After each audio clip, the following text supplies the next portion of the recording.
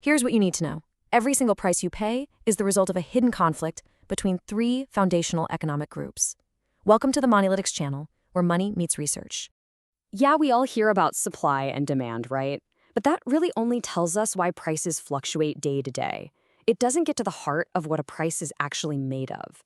To really get that, we have to go a whole lot deeper. All right, so to really get to the bottom of this, we've got to go back, way back, to the father of modern economics himself, Adam Smith. He had this idea that every single thing has what he called a natural price. Think of it like a center of gravity that the market price is always pulled towards. Now, this definition, this is the key to everything. The natural price isn't some random number. It is the precise sum of three totally separate costs that are required to bring something to market. And these three costs, they get paid out to three different groups, forming the three pillars of all income. So let's break down the first pillar, and it's probably the one that's most intuitive to all of us. This is the share that goes to the people who actually do the work. In simple terms, this is your paycheck. It doesn't matter if you're a bricklayer or a software engineer. If you're trading your time, your skill, and your effort for money, your income falls right into this pillar, the wages of labor. And here's the crucial part, right? The main goal for the laborer is simple. Get paid as much as you possibly can for the work you do. Remember that. It's the first corner of our economic triangle. Okay, on to pillar number 2. This is the slice of the pie that goes not to the worker, but to the owner of what Smith called stock. And let's be super clear here. When he says stock, he doesn't just mean shares on the stock market. He means all the capital, the tools, the machinery, the funds needed to get the whole operation running. This is such a critical distinction. Profit isn't just the money that's left over at the end of the day. It is the specific reward for investing capital and this is the big one, for taking on the risk that the entire venture could just go belly up. And right here, this is where you start to see the built-in tension. The capitalist's primary interest is to maximize their return. And how do you do that? Well, structurally, it means you have to keep all your other costs down. And what's often the biggest cost? The wages paid to labor. You see the conflict? It's baked right into the system. Now for our third and final pillar, and this one's a little different, maybe the most unique of the three. It's the share claimed by the person who owns the land itself. Think about that for a second. The moment land becomes private property, the owner can demand a cut of whatever is produced on it. This isn't a payment for working, and it's not a payment for taking a risk. It's purely for granting access to a resource that is both necessary and finite. So the landlord's interest is pretty straightforward. Get as much rent as possible. And that rent takes a slice right off the top, a slice of the total value that was created by labor and capital working together.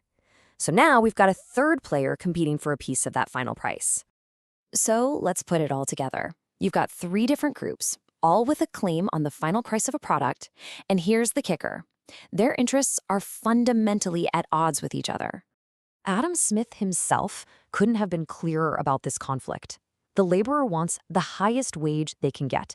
The capitalist, to maximize profit, has to treat that wage as a cost to be minimized.